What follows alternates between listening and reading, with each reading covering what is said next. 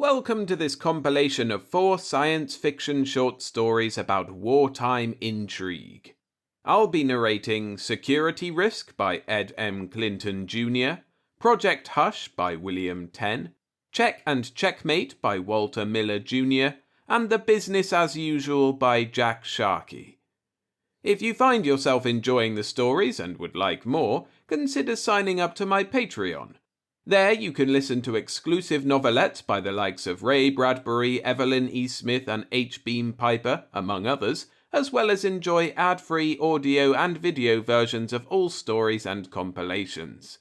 The support from my Patreon backers helps me continue making these videos and sharing these classic tales, so I'm eternally grateful to all of them. If you want to join, head to patreon.com/storiesfromthesky_SFF, and there's a link in the description.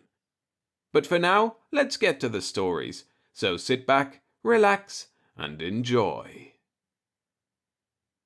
Security Risk by Ed M. Clinton Jr., narrated by William Sky. It was a touchable, touching and untouchable. Both scientist and general were doing their own version of right. At moments like this, General David Walker always thought fleetingly of the good old days when he had hated the army. As usual, he smashed the thought out of his mind with a distinct sense of remorse.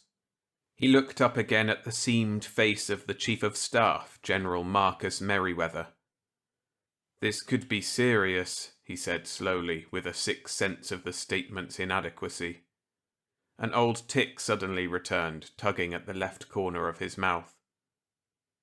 The deadly, unsmiling expression on Merryweather's face did not change as he slid more tightly into his chair. "You know as well as I that it means the Interplanetary Confederation is ready to go to war with us." Walker stared at the typed statement on his desk. It was a decoded intelligence message from United Terra's prime agent in the Interplanetary Confederation, and it was very brief. The Confederation had developed a long-range neural weapon effectively cancelling out every armament development achieved by United Terra in 15 years of a Cold War that of late had become bitter cold. The all-but-autonomous colonies of Mars and Venus, united now for 20 years in an economic league, had been itching for independence for a quarter of a century. The itch had developed into a mighty burning. "You are fully aware," Merryweather continued, his face still set, "of our feeling that the Confederation has been eager to take on Terra.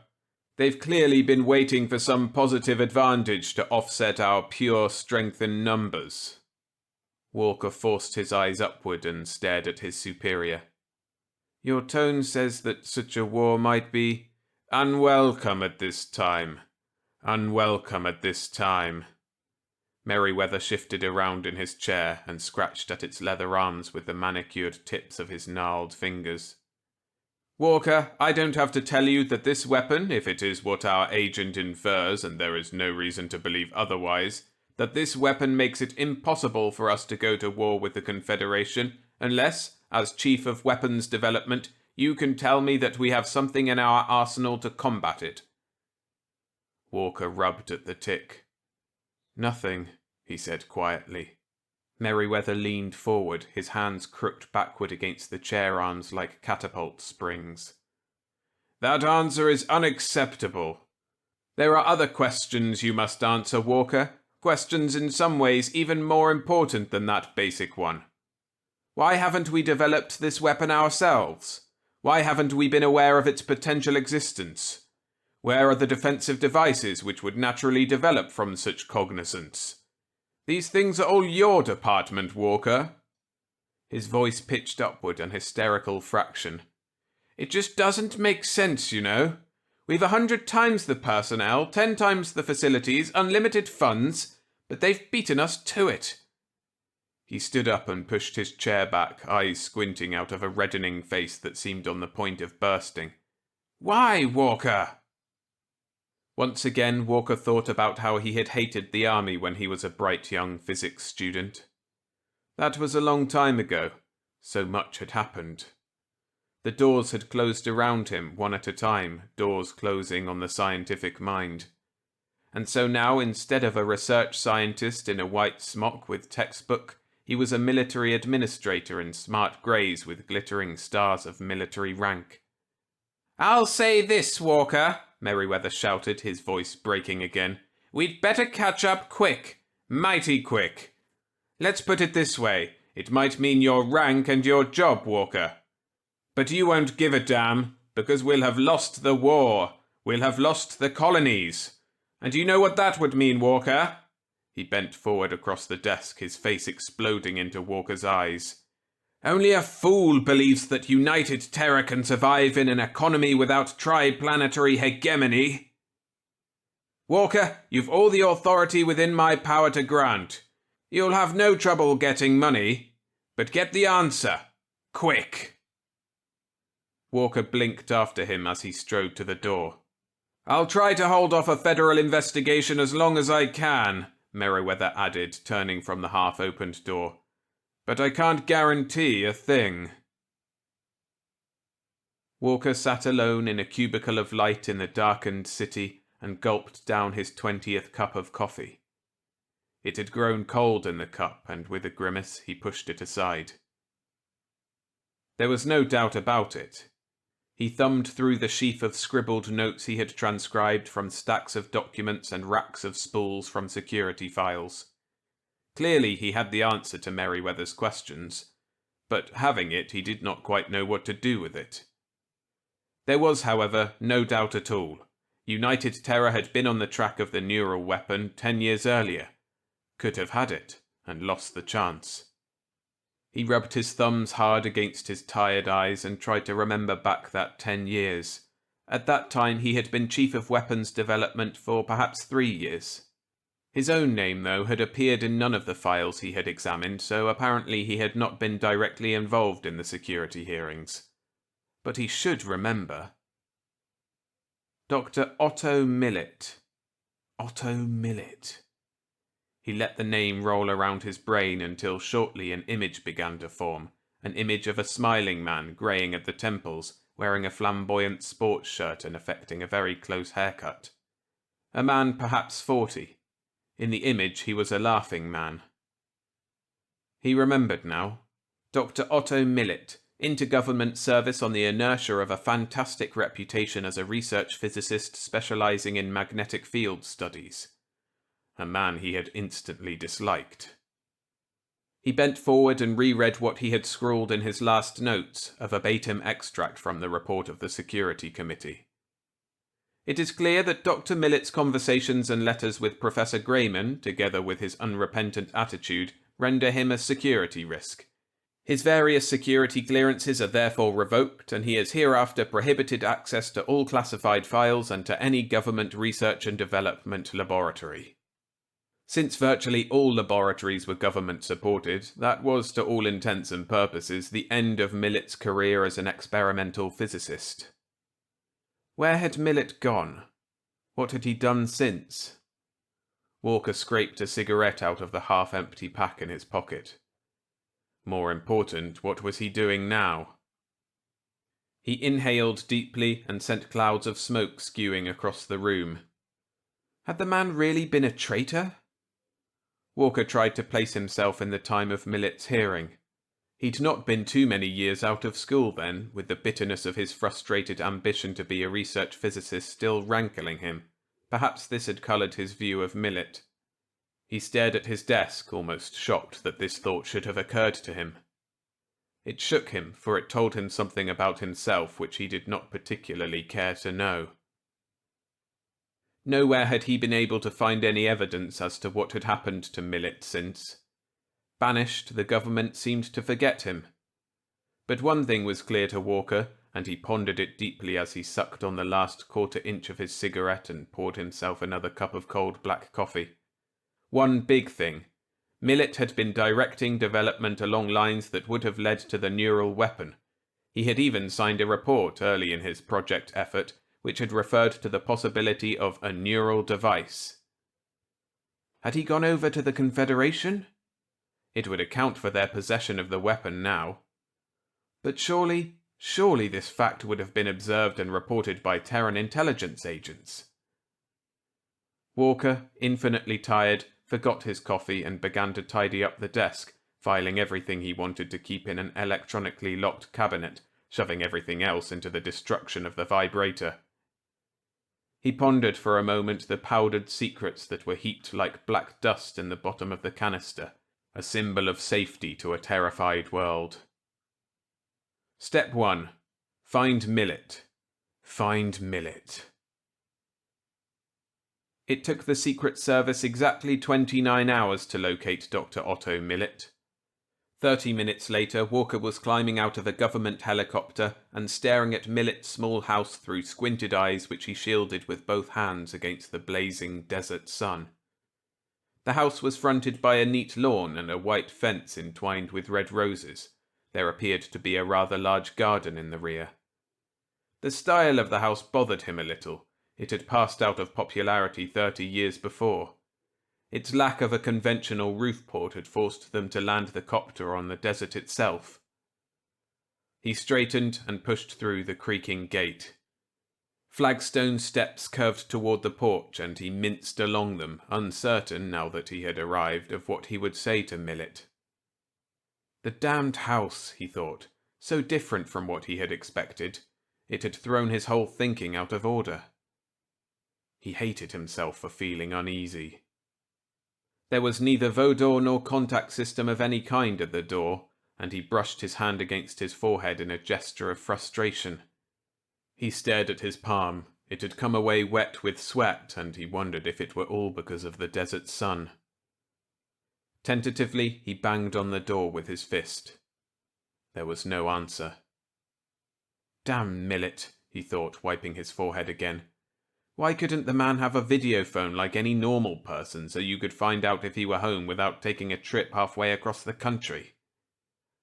He turned, stamping angrily as he did so, and was startled to see a man wearing work clothes and holding a pair of heavy soiled gloves in his left hand, standing on the ground by the end of the porch.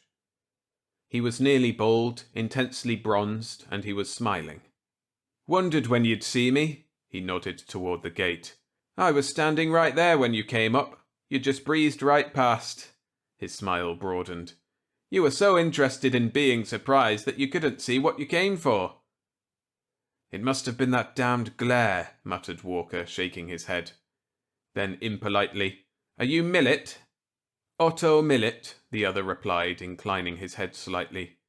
"You're from the government. I can tell because of the uniform, you see." Walker flushed. "The government hasn't thought about me in a number of years," the scientist added. He came up onto the porch and peered at the symbol on the left lapel of Walker's jacket. "Ah, alma mater. Weapons development." He squinted at Walker. "David Walker, I presume?" He chuckled loudly, but Walker failed to see the humor. "I remember you, you see. What a shame you can't return the compliment." "It's hot out here," complained Walker in growing discomfort. Millet opened the door. "Won't you come in? It's better inside." There it was again, thought Walker. The insolence, the imperturbable smile. He grunted and went in. It was, mercifully, considerably cooler. He looked around. It was a very cluttered living room, not messy, but tossed about with the artifacts that the man obviously liked to have around him. There was an ancient painting by Bonestell hanging on one wall, a startlingly accurate 20th century concept of the appearance of Mars, several long pipe racks filled to overflowing in various spots around the room, a typewriter on a table in a corner and piles of paper, books lining the walls and stacked on the floor in heaps, and on the table beside the typewriter, a map of the Earth on the wall above the typewriter, a 3-dimensional Wartime projection. The furniture was clean, but not old. Lived with. Walker went over to the wall map and peered closely. "One of Waterson's first," remarked Millet, closing the door. "Sit down, Walker, and tell me all about weapons development. How is the mass murder department doing these days?" Walker felt his ears redden, and he was arrested in the very act of sitting down. "Really," he said, "it's not something we like to think about, you know." Suppose not. Millet fiddled with several pipes in a rack beside his chair, selected one and began filling it with rough-cut tobacco from a battered canister. To business, then. Why the visit? Walker cleared his throat and tried to remember the little prefatory weasel words he had painfully assembled during the flight from Omaha. First of all, Dr. Millet, I find myself a little embarrassed. After all, your parting from government service was not of the happiest nature for you. Don't be foolish. Happiest day of my life, Walker. Walker had a sudden sense of being impaled, and the rest of the little speech was dissipated in the wave of shock which swept over him. He forced his mouth shut and gasped. You're not serious. Millet shook out his second match and puffed until the pipe bowl glowed warmly, edge to edge. Of course I'm serious. He jabbed his pipe at Walker. You like your job? It's a job that has to be done. Millet smiled and shrugged. You haven't really answered my question. Walker, sensing that he had already lost control of the conversation, waved his hands in dismissal. Well, that is not really important. The fact remains you did leave weapons development at the, request of the government. Talk on, you'll get to the point eventually.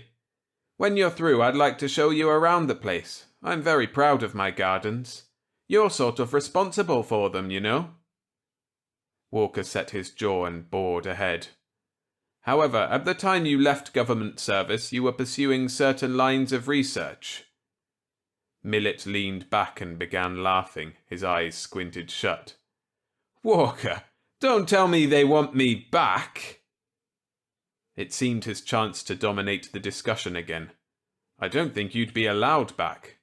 Good, said Millet, looking up, his laughter fading into a smile. I was a bit concerned for a moment. There was silence in the room. Walker began to wish that he were somewhere else. Millet simply baffled him. He obviously did not care about his disgrace. Walker felt a resurgence of the old resentment. Millet's face suddenly became very kindly. Perhaps as a fellow scientist, Walker almost winced and knew furiously that his response had shown, you would be interested in knowing what I've been doing since my unhappy marriage with bureaucracy ended. It was a welcome gambit, and Walker accepted it eagerly. I certainly would. One of the reasons I came here, as a matter of fact. Millet waved his pipe. Good. Afterwards you can stop beating around the bush, eh? Yes, of course, mumbled Walker. You know, said Millet as he got up and went to a bookcase, a man's got to earn a living. Do much reading? Not these days. Used to. He scratched a cigarette on the sole of his shoe and inhaled hugely. Not enough time these days for reading. Millet reached into the bookcase and came out with a stack of magazines. Well, that's how I make my living. He handed the stack to Walker. Writing. Use a pen name, of course, he chuckled. Write everything. Always happiest doing science fiction, though. Walker flipped through the magazines. He looked up. Obviously you're doing rather well at it. Have been for the last 7 or 8 years. Lot of fun. And this has been your life since you left us? Walker set the stack of magazines aside. Seems a waste of genius somehow.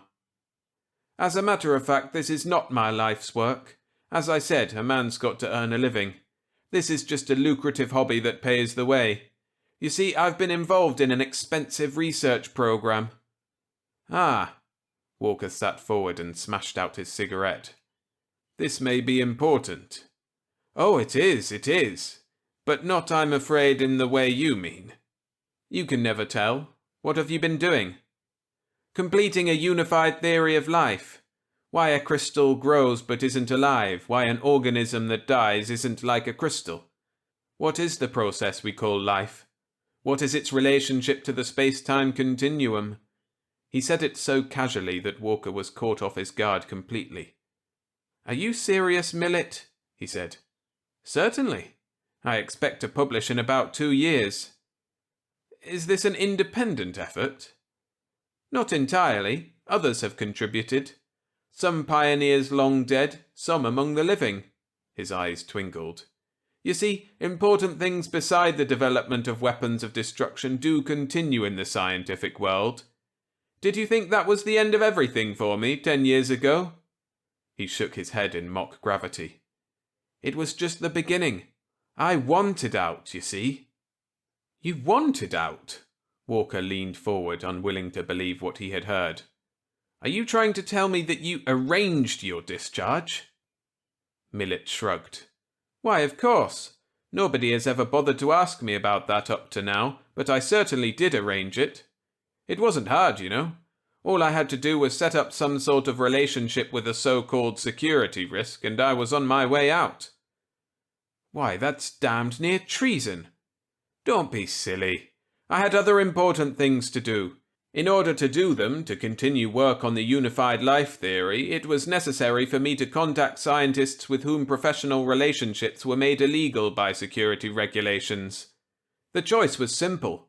Besides, I didn't enjoy the idea of spending my life developing ways of destroying the very thing I wanted most to understand. This is fantastic, Millet. Utterly fantastic. But true nonetheless. Walker, you look like you could use a drink. By all means. He stared emptily into the air, thinking about the good old days. Walker, a toast, said Millet, holding a tall glass out to him. To scientific freedom. Walker blinked. By all means, he repeated hoarsely, and there was a blurriness to his vision. To scientific freedom.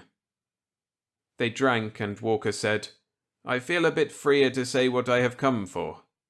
Shoot, nodded Millet, sipping his drink. For security reasons, I'll talk in generalities. But the basic fact is, United Terror is faced with a serious situation. It is most desirable that the research you were conducting when you left us be continued. There are a lot of other capable physicists, both eager to be a part of such activity and blessed with security clearances. You know very well, Millet, that this was an unique, almost independent line of development that comes to a stop in your brain. Besides, and suddenly he felt silly, the lines of communication for research which might enable us to pick up where you left off, in time, too much time, are somewhat entangled in security. He glared. Don't laugh, Millet, it's a fact of life which must be faced. Millet finished his drink and set the glass on an end table. What you're doing is asking me to come back if you can arrange it. Walker spread his hands. Dr. Millet, you have put it in a nutshell. Millet shook his head, and for the first time since their conversation had started, he frowned. Walker, you know how I feel about developing weapons. I'm just plain opposed to it. The soldier is opposed to losing his life, but many have to do just that in the interests of civilization. That's serious, eh? Walker crumpled under the weight of his fear. That's serious, he said wearily. Millet thoughtfully relit his pipe. Of course, I'm not at all sure that United Terror is very right in this thing. In times like these, that kind of thought is out of bounds, snapped Walker. Whether you like it or not, you are part of this culture. You might disapprove of many things in it, but you don't want to see it fall. Millet puffed gently. No, I suppose not. Again the frown flickered across his face.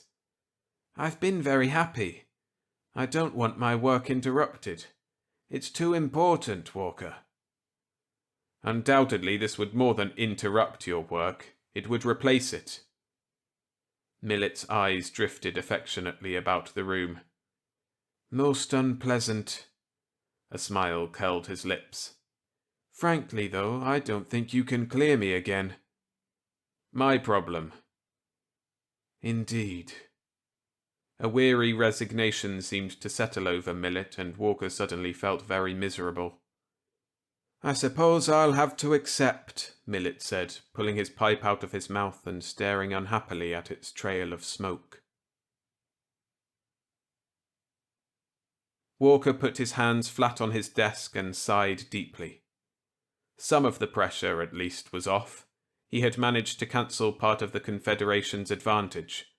Terran industrial strength and technological supremacy, coupled with Millet's genius, might yet equate, or at least circumvent, the frightful weapon the Confederation held.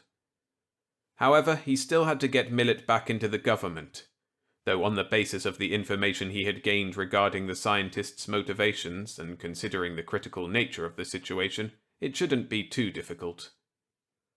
He clicked on his video and dialed a secret line into security data. Gyrating colors danced across the screen before it went black. He scowled, depressed the cancel button, and dialed again. This time the black was finally replaced by a recorded image which said sweetly out of pouting red lips, "This line is not cleared for the security information you seek. The problem you are handling should be routed through an individual permitted access to this information." The image faded into blackness, the soundtrack into static. Walker stared, stupefied. No line, no contact, no source of information had been denied to him in over 12 years. His door swung open. He came to his feet abruptly, furious that someone should enter unannounced.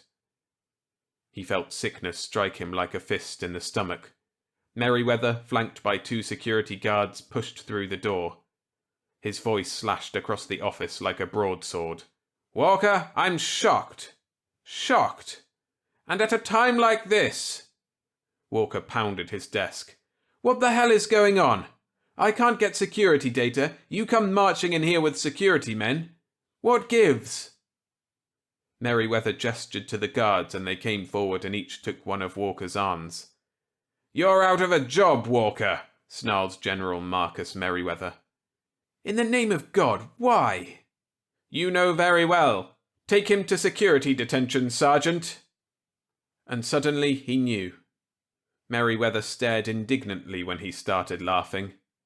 It was a hell of a thing to laugh at, but it was also the most hilarious tragedy he ever hoped to encounter. Millet.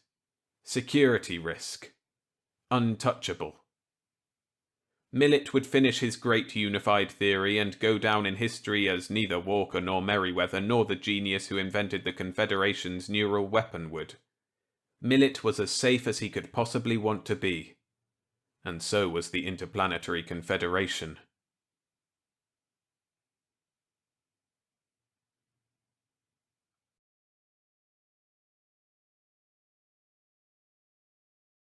Project Hush by William Tenn. Narrated by William Skye. The biggest job in history, and it had to be done with complete secrecy. It was, which was just the trouble. I guess I'm just a stickler, a perfectionist, but if you do a thing, I always say you might as well do it right. Everything satisfied me about the security measures on our assignment except one, the official Army designation. Project Hush. I don't know who thought it up, and I certainly would never ask, but whoever it was, he should have known better. Damn it, when you want a project kept secret, you don't give it a designation like that. You give it something neutral, some name like the Manhattan and Overlord they used in World War II, which won't excite anybody's curiosity. But we were stuck with Project Hush, and we had to take extra measures to ensure secrecy. A couple of times a week, everyone on the project had to report to Psycho for DD and HA, dream detailing and hypnoanalysis, instead of the usual monthly visit.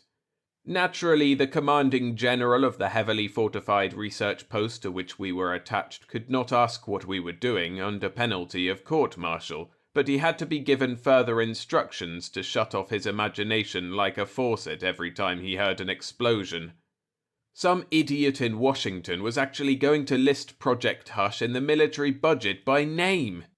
It took fast action, I can tell you, to have it entered under Miscellaneous X research.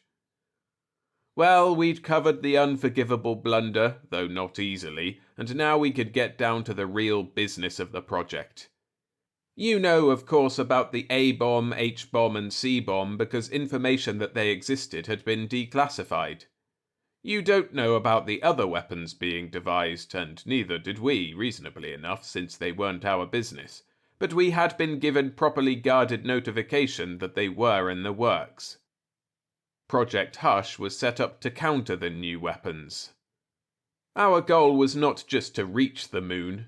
We had done that on 24th of June 1967 with an unmanned ship that carried instruments to report back data on soil, temperature, cosmic rays, and so on.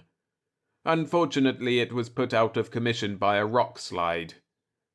An unmanned rocket would be useless against the new weapons. We had to get to the moon before any other country did and set up a permanent station, an armed one, and do it without anybody else knowing about it. I guess you see now why we on, damn the name, Project Hush were so concerned about security. But we felt pretty sure, before we took off, that we had plugged every possible leak. We had, all right. Nobody even knew we had raised ship.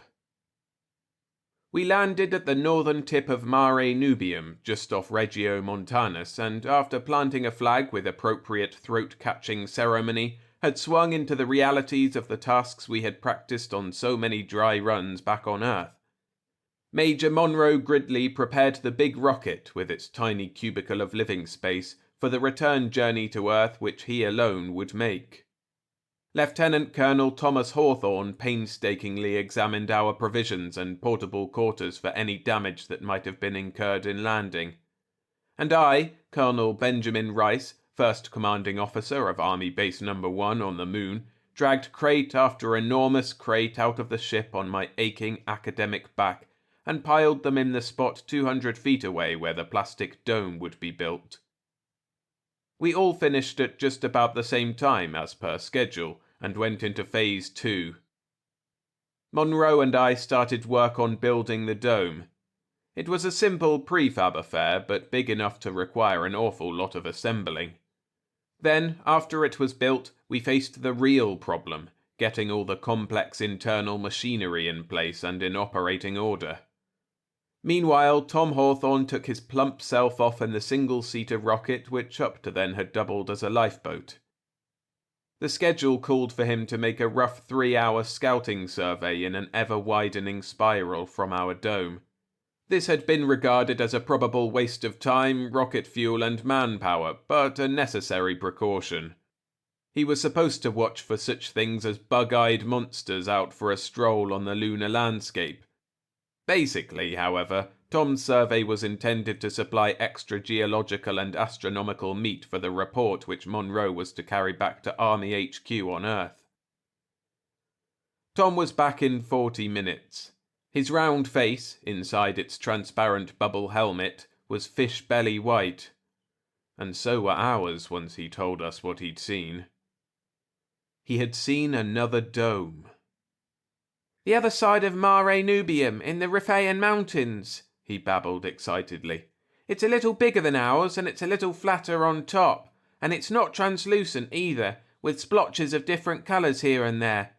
It's a dull, dark, heavy grey. But that's all there is to see." "No markings on the dome?" I asked worriedly. "No signs of anyone or anything around it?"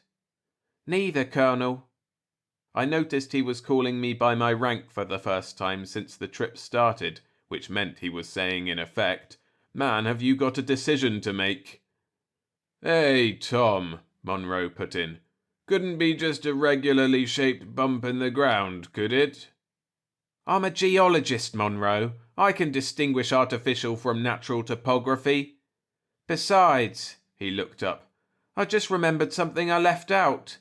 There's a brand new tiny crater near the dome, the kind usually left by a rocket exhaust."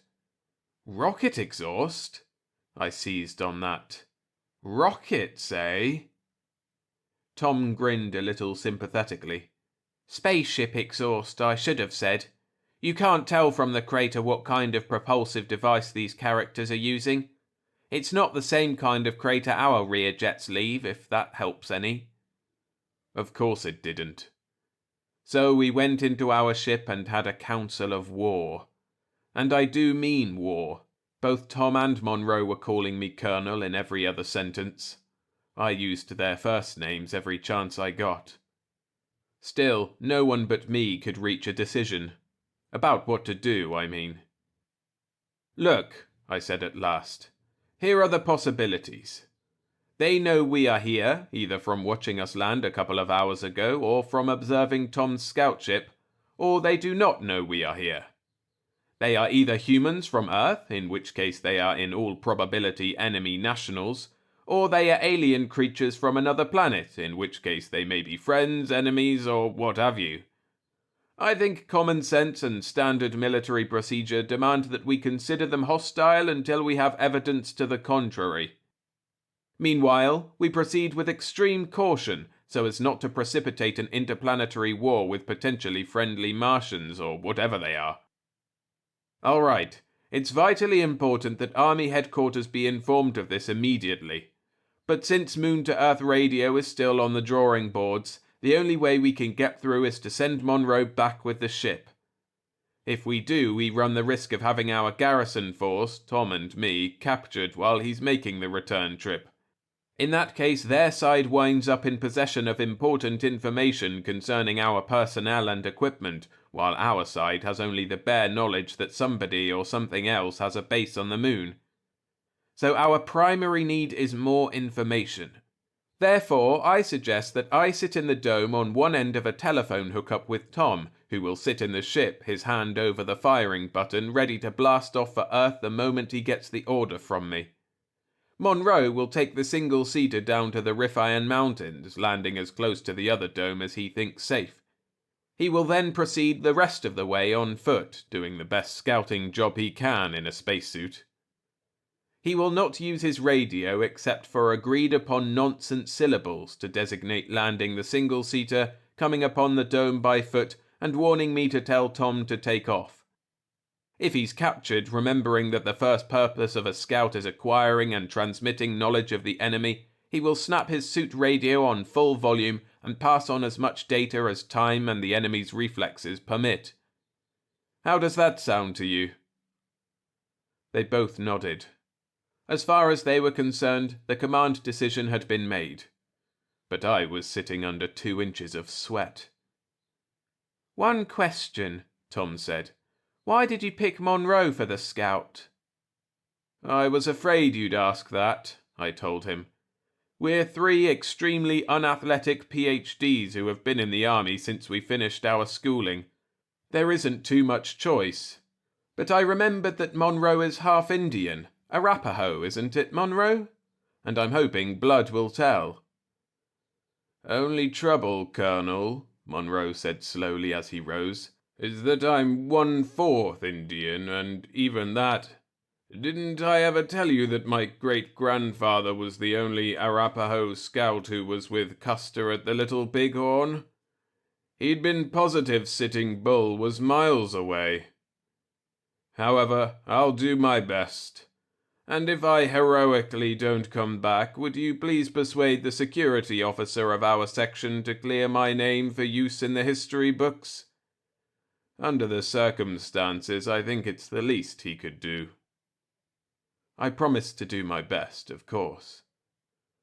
After he took off, I sat in the dome over the telephone connection to Tom and hated myself for picking Monroe to do the job.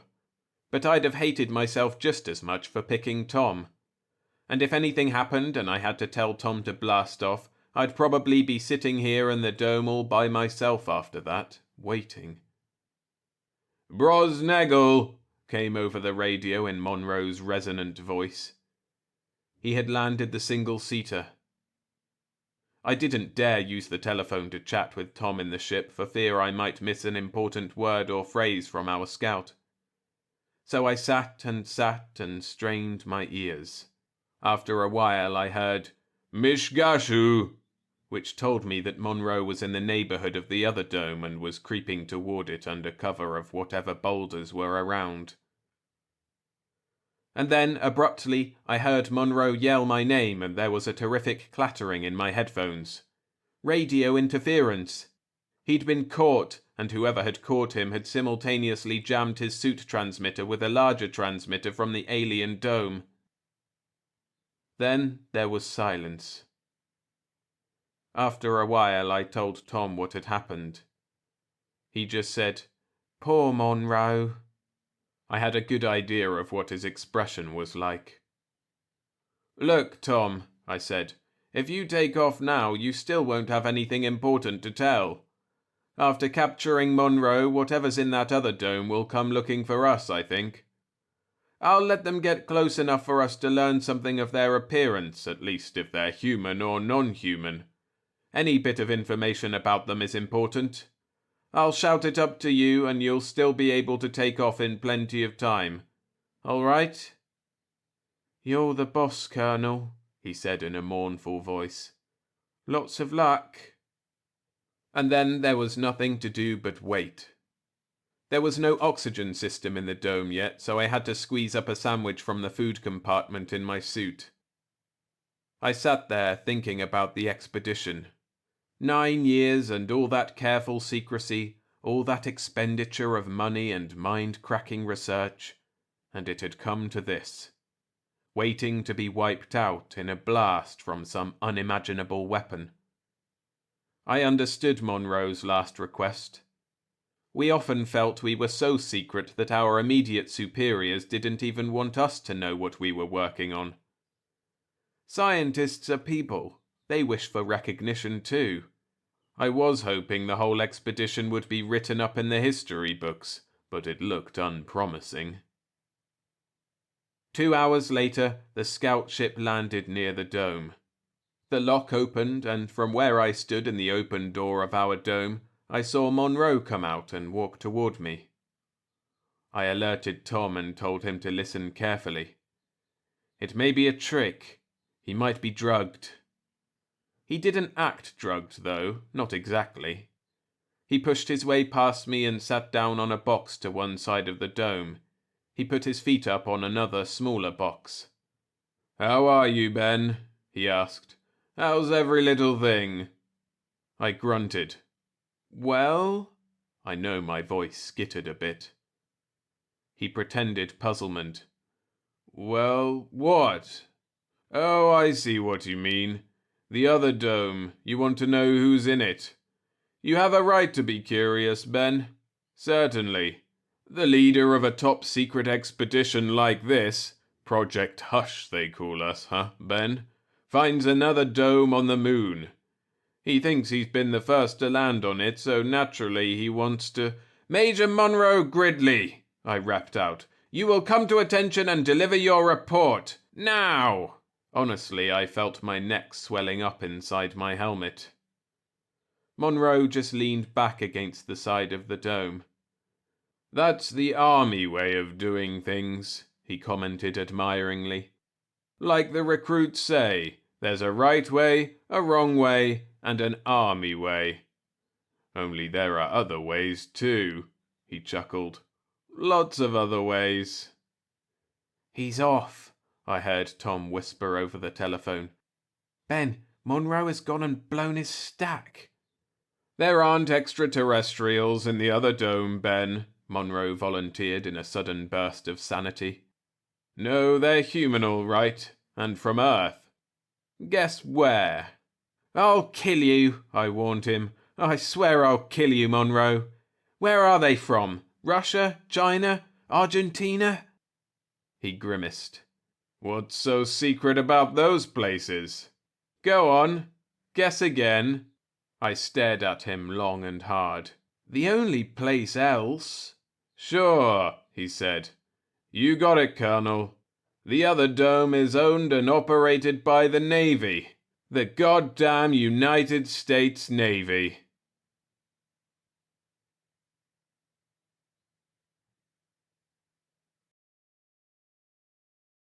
If you're enjoying the stories, hitting the like button would be a great way to show your support and help this video reach new people. Thanks. Check and Checkmate by Walter Miller Jr. Narrated by William Skye. Victory hinges not always on the mightiest sword, but often on lowly subterfuge. Here is a classic example, with the Western world as stooge. John Smith XVI, new president of the Western Federation of Autonomous States, had made a number of campaign promises that nobody really expected him to fill. for after all the campaign and election were only ceremonies, and the president, who had no real name of his own, had been trained for the executive post since birth. He had been elected by a popular vote of 603,217,954 to 130. The dissenters casting their negative by announcing that, for the sake of national unity, they refused to participate in any civilized activities during the president's term, whereupon they were admitted, voluntarily, to the camp for conscientious objectors. But now, 2 weeks after his inauguration, he seemed ready to make good the first and perhaps most difficult promise of the lot, to confer by telephone with Ivan Ivanovich IX, the people's friend and vicar of the Asian Proletarian League. The president apparently meant to keep to himself the secret of his success in the difficult task of arranging the interview, in spite of the lack of any diplomatic contact between the nations, in spite of the hell wall and the interference stations which made even radio communication impossible between the two halves of the globe. Someone had suggested that John Smith XVI had floated a note to Ivan IX in a bottle, and the suggestion, though ludicrous, seemed not at all unlikely. John XVI seemed quite pleased with himself as he sat with his staff of primary stand-ins in the study of his presidential palace. His face, of course, was invisible behind the golden mask of the official helmet, the mask of tragedy with its expression of pathos symbolizing the self-immolation of public service, as well as protecting the president's own personal visage from public view and hence from assassination in unmasked private life, for not only was he publicly nameless, but also publicly faceless and publicly unknown as an individual. But despite the invisibility of his expression, his contentment became apparent by a certain briskness of gesticulation and a certain smugness in his voice as he spoke to the 9 stand-ins, who were also bodyguards, council members, and advisors to the chief executive. "Think of it, men," he sighed happily in his smooth tenor, slightly muffled by the mask. "Communication with the East, after 40 years of the Big Silence. A great moment in history, perhaps the greatest since the last peace effort." The 9 men nodded dutifully. The president looked around them and chuckled. "Peace effort," he echoed, spitting the words out distinctly as if they were a pair of phonetic specimens. "Do you remember what it used to be called in the middle of the last century?" A brief silence, then a stand-in frowned thoughtfully. "Called it war, didn't they, John?" "Precisely," the golden helmet nodded crisply. "War, and now peace effort. Our semantics has progressed. Our present security probe was once called Lynch. Social security once meant a limited insurance plan, not connoting euthanasia and sterilization for the Ellimos. And that word Ellimo, once eleemosynary, was once applied to institutions that took care of the handicapped." He waited for the burst of laughter to subside. A stand-in, still chuckling, spoke up. "It's our institutions that have evolved, John." "True enough," the president agreed. "But as they changed, most of them kept their own names, like the presidency. It used to be rabble-chosen, as our ceremonies imply. Then the Qualifications Amendment that limited it to the psychologically fit, and then the Education Amendment prescribed other qualifying rules, and the Genetic Amendment, and the Selection Amendment, and finally the Seclusion and Depersonalization. Until it gradually got out of the rabble's hands, except symbolically." He paused. "Still, it's good to keep the old names. As long as the names don't change, the rabble is happy and say, 'We have preserved the Pan-American way of life.'" "While the rabble is really impotent," added a stand-in.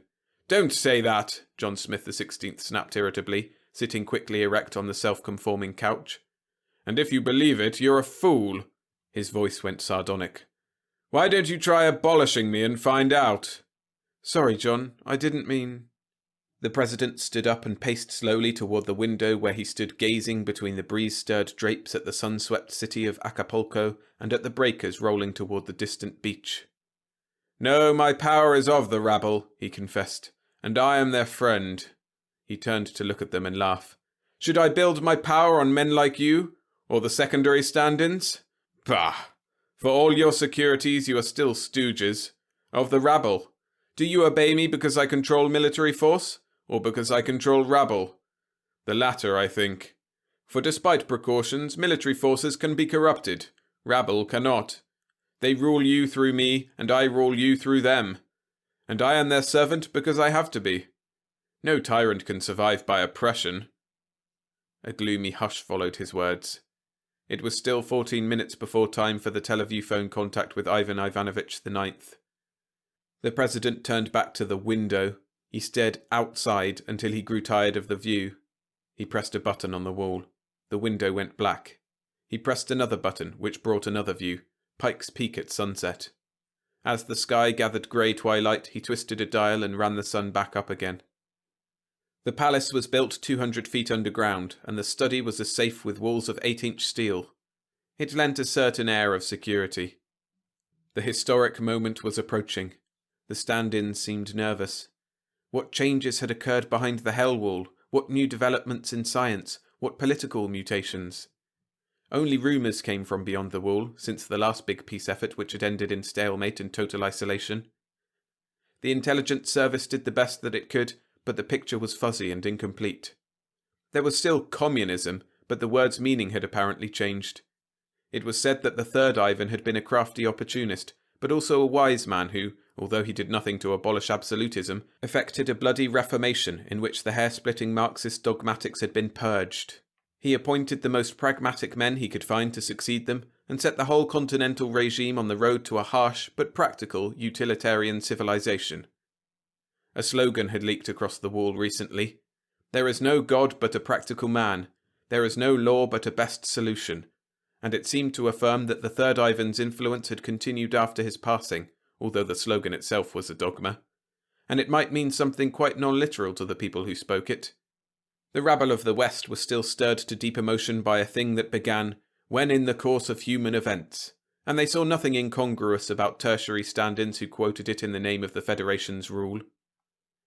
But the unknown factor that disturbed the president most was not the present Asian political or economic situation, but rather the state of scientific development, particularly as it applied to military matters. The 40 years of non-communication had not been spent in military stasis, at least not for the West. 60% of the federal budget was still being spent for defense. Powerful new weapons were still being developed, and old ones pronounced obsolete. The 7th John Smith had even conspired to have a conspiracy against himself in Argentina, with resulting civil war, so that the weapons could be tested under actual battle conditions, for the region had been overpopulated anyway. The results had been comforting, but John XVI wanted to know more about what the enemy was doing. The Hell Wall, which was really only a globe-encircling belt of booby-trapped land and ocean guarded from both sides, had its political advantages, of course. The mysterious doings of the enemy, real and imagined, were a constant and suspenseful threat that made it easy for the Smiths to keep the rabble in hand. But for all the present Smith knew, the threat might very well be real. He had to find out. It would also be a popular triumph he could toss to the rabble, bolstering his position with them, and thereby securing his hold on the primary, secondary and tertiary stand-ins, who were becoming a little too presumptuous of late. He had a plan in mind, vague, tentative, and subject to constant revision to suit events as they might begin to occur. He kept the plan's goal to himself, knowing that the stand-ins would call it insane, dangerous, impossible. "John, we're picking up their station," a stand-in called. "It's a minute before time." He left the window and walked calmly to the couch before the teleview phone, whose screen had come alive with the kaleidoscopic patterns of the interference station which sprang to life as soon as the enemy station tried to broadcast. "Have the fools cut that scatter station," he barked angrily. A stand-in grabbed at a microphone, but before he made the call, the interference stopped, a few seconds before the appointed time. The screen revealed an empty desk and a wall behind, with a flag of the Asian League. No one was in the picture, which was slightly blurred by several relay stations, which had been set up on short notice for this one broadcast. A wall clock peeped the hour in a childish voice. 16 o'clock. Third day, Smith Week. Also Accident Prevention Week and Probe Subversives Week. Happy 2073. Beep. A man walked into the picture and sat down, facing John Smith XVI. A heavy-set man, clad in coveralls and wearing a red rubber or plastic helmet mask. The mask was the face of the first Soviet dictator, dead over a century ago. John's scalp bristled slightly beneath his own golden headdress. He tried to relax. The room was hushed. The opposing leaders stared at each other without speaking. Historic moment. Ivan Ivanovich slowly lifted his hand and waved it in greeting. John Smith returned the gesture, then summoned courage to speak first. "You have translators at hand?" "I need none," the red mask growled in the Western tongue. "You are unable to speak my tongue. We shall speak yours." The president started. How could the Red know that he did not speak the Russo-Asian dialect? Very well. The President reached for a prepared text and began to read. I requested this conference in the hope of establishing some form of contact between our peoples, through their duly constituted executive authorities. I hope that we can agree on a series of conferences, aimed eventually at a lessening of the tension between us. I do not propose that we alter our respective positions, nor to change our physical isolation from one another, except in the field of high-level diplomacy and— Why? Grunted the Asian chieftain. John Smith XVI hesitated. The guttural monosyllable had been toneless and disinterested. The Red was going to draw him out, apparently. Very well, he would be frank, for a time. The answer should be evident, people's friend. I presume that your government spends a respectable sum for armaments. My government does likewise. The eventual aim should be economy. Is this a disarmament proposal? The fellow was blunt. Smith cleared his throat. Not at the present time, people's friend. I hoped that eventually we might be able to establish a mutual trust so that to some extent we could lessen the burden. Stop talking Atchisonian, President. What do you want? The President went rigid. Very well, he said sarcastically. I propose that we reduce military expenses by blowing the planet in half. The halves can circle each other as satellite twins and will have achieved perfect isolation. It would seem more economical than the present course. He apparently had sized up the people's friend correctly. The man threw back his masked head and laughed uproariously. The Solomon solution! Ha ha! Slice the baby in half! The Stalin mask chuckled. Then he paused to grow sober. Too bad we can't do it, isn't it? John Smith sat stiffly waiting. Diplomacy was dead, and he had made a mistake in trying to be polite. Diplomats were dead, and the art forgotten. Poker game protocol had to apply here, and it was really the only sensible way, for two opponents to try to cheat each other honestly and jovially. He was glad the Soviet workers' vicar had not responded to his first politeness. Anything else, Smith? We can discuss agenda later. What about the continued conferences? Suits me. I have nothing to lose.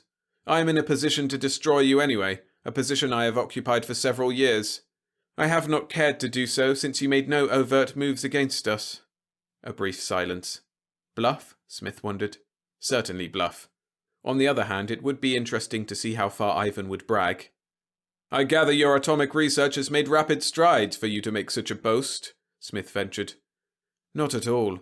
In fact, my predecessor had it curtailed and limited to industrial applications. Our weapons program has become unidirectional and extremely inexpensive. I'll tell you about it sometime. Smith's flesh crawled. Something was wrong here. The Asian leader was too much at his ease. His words meant nothing, of course. It had to be lying noise. It could be nothing else. A meeting such as this was not meant to communicate truth, but to discern an opponent's attitude and to try to hide one's own. Let it suffice to say, the Red Leader went on, that we know more about you than you know about us. Our system has changed. A century ago, our continent suffered a blight of dogmatism and senseless butchery such as the world had never seen. Obviously, such conditions cannot endure. They did not. There was strong reaction and revolution within the framework of the old system. We have achieved a workable technological aristocratism, based on an empirical approach to problems. We realize that the final power is in the hands of the people, and I use that archaic word in preference to your rabble.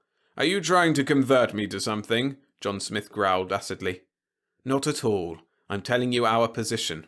He paused for a moment, then inserted his fingertips under the edge of the mask. Here is probably the best way to tell you. The Red Leader ripped off the mask, revealing an impassive oriental face with deep-set black eyes and a glowering frown. The President sucked in his breath. It was unthinkable that a man should expose himself to— But then, that was what he was trying to prove, wasn't it? He kicked a foot switch to kill the microphone circuit and spoke quickly to the stand-ins, knowing that the Asian could not see his lips move behind the golden mask. Is security section guarding against spy circuits? Yes, John. Then quick, get out of the room, all of you. Join the secondaries. But John, it'll leave you fingered. If 9 of us leave, they'll know that the remaining one is— Get on your masks and get out. I'm going to take mine off. But John— Move, subversive! You don't need to curse, the stand-in muttered. The 9 men out of the camera's field donned golden helmets identical to Smith's, whistled 6 notes to the audio combination, then slipped out the thick steel door as it clicked and came open. The Red was jeering at him quietly. Afraid to take off your mask, President? The rabble, or your self-appointed stand-ins? Which frightens you, President? John Smith plucked at a latch under his chin, and the golden headdress came apart down the sides. He lifted it off and laid it casually aside, revealing a hard, blocky face, slightly in need of a shave, with cool blue eyes and blonde brows. His hair was greying slightly at the temples, with a 40-ish hairline. The Red nodded. Greetings, human. I doubted that you would. Why not? Growled Smith. Because you fear your stand-ins, as appointees not subject to your rabble. Our ruling clique selects its own members, but they are subject to popular approval or recall by referendum. I fear nothing from them. Let's not compare our domestic forms, people's friend. I wanted to point out, the Asian continued calmly, that your system slipped into what it is without realizing it. A bad was allowed to grow worse. We, however, were reacting against unreasonableness and stupidity within our own system. In the year 2001, I am aware of your history before the big silence. May we discuss pertinent matters? The Asian stared at him sharply. The frown grew deeper. The black eyes looked haughty. If you really want to discuss something, John Smith, suppose we arrange a personal meeting in a non-walled neutral region. Say Antarctica? John Smith the 16th, unaccustomed to dealing without a mask, let surprise fill his face before he caught himself. The Asian chuckled, but said nothing. The President studied the border of the teleview screen for a moment. I shall have to consider your proposal, he said dully. The People's Friend nodded curtly, then suggested a time for the next interview. Smith revised it ahead to gain more time, and agreement was reached. The screen went blank. The interview was at an end. The 16th Smith took a slow, worried breath, then slowly donned the mask of office again. He summoned the 9 primaries immediately. That was dangerous, John, one of them warned him as they entered. You may regret it. They knew you were in here alone. We're not all identical from the neck down, you know. When we came out, they might compare. He cut the man off with a curt gesture. No time. We're in a bad situation. Maybe worse than I guess. He began pacing the floor and staring down at the metallofiber rug as he spoke. He knows more about us than he should. It took me a while to realize that he's speaking our latest language variations. A language changes idiom in 40 years, and slang. He's got the latest phrases. Greetings human is one, like a rabbleman says when somebody softens up. Spies? Maybe a whole network. I don't see how they could get them through the wall, but maybe it's not so hard. Antarctic's open, as he pointed out. What can we do about it, John? Smith stopped pacing, popped his knuckles hard, stared at them. Assemble Congress. Security probe. It's the only answer. Let the rebels' parliament run their own inquisition. They were always good at purging themselves. Start a big spy scare and keep it in the channels. I'll lead with a message to the rabble. He paused, the tragedy mask gaping at them. You won't like this, but I'm having the stand-ins probed too. The presidency is not immune. A muttering of indignation. Some of them went white. No one protested, however. No witch hunt in this group, however, he assured them. I'll veto anything that looks unfair for the primaries, but... He paused and rang the word again. But there will be no leniency tolerated from here on down. If Congress thinks it's found a spy, it can execute him on the spot, and I won't lift a finger. This has got to be rooted out and burned. He began to pace again. He began barking crisp orders for specific details of the probe, or rather for the campaign that would start the probe. The rabble were better at witch hunts than a government was. Congress had not been assembled for 15 years, since there had been nothing suspicious to investigate, but once it was called to duty, heads would roll, some of them literally. If some innocent people were hurt, the rabble could only blame themselves for their own enthusiasm in ruthlessly searching out the underground enemy. Smith couldn't worry about that. If an Asian spy system were operating in the continent, it had to be crushed quickly. When he had outlined the propaganda and string-pulling plans for them, he turned to the other matter, the Red Leader's boast of ability to conquer the West. It's probably foolish talk, but we don't know their present psychology. Double production on our most impressive weapons. Give the artificial satellite program all the money at once, and get them moving on it. I want a missile launching site in space before the end of the year. Pay particular attention to depopulation weapons for use against industrial areas. We may have to strike in a hurry. We've been fools coasting this way, feeling secure behind the wall. You're not contemplating another peace effort, John, gasped an elderly stand-in. I'm contemplating survival, the leader snapped. I don't know that we're in serious danger, but if it takes a peace effort to make sure, then we'll start one. So fast it'll knock out their industry before they know we've hit them. He stood frozen for a moment, the mask lifted proudly erect. By Ike, I love the West, and it's not going to suffer any creeping eruption while I'm at its head. When the president had finished and was ready to leave, the others started donning their masks again. Just a minute, he grunted. Number 6. One of the men, about the president's size and build, looked up quickly. Yes, John? Your cloak is stained at the left shoulder. Grease? 6 inspected it curiously, then nodded. I was inspecting a machine shop and... Never mind, trade cloaks with me. Why, if... 6 stopped. His face lost colour. But the others might have... Precisely. 6 unclasped it slowly and handed it to the 16th Smith, accepting the president's in return. His face was set in rigid lines, but he made no further protest. Masked and prepared, a stand-in whistled attuned to the door, which had changed its combination since the last time. The tumblers clicked, and they walked out into a large auditorium containing 200 secondary stand-ins, all wearing the official mask. If a secondary ever wanted to assassinate the president, one shot would give him a single chance in 10 as they filed through the door. Mill about, bellowed a sergeant-at-arms, and the 200 began wandering among themselves in the big room, a queer porridge stirred clumsily but violently. The primaries and the president lost themselves in the throng. For 10 minutes the room milled and circulated. Unmask, bellowed the crier. The 210 promptly removed their helmets and placed them on the floor. The president was unmasked and unknown, unmarked except by a certain physical peculiarity that could be checked only by a physician, in case the authenticity of the presidential person was challenged, as it frequently was. Then the secondaries went out to lose themselves in a larger throng of tertiaries, and the group split randomly to take the various underground highways to their homes. The president entered his house in the suburbs of Deer City, hugged the children, and kissed his wife. John Smith was profoundly disturbed. During the years of the Big Silence, a feeling of uneasy security had evolved. The Federation had been in isolation too long, and the East had become a mysterious unknown.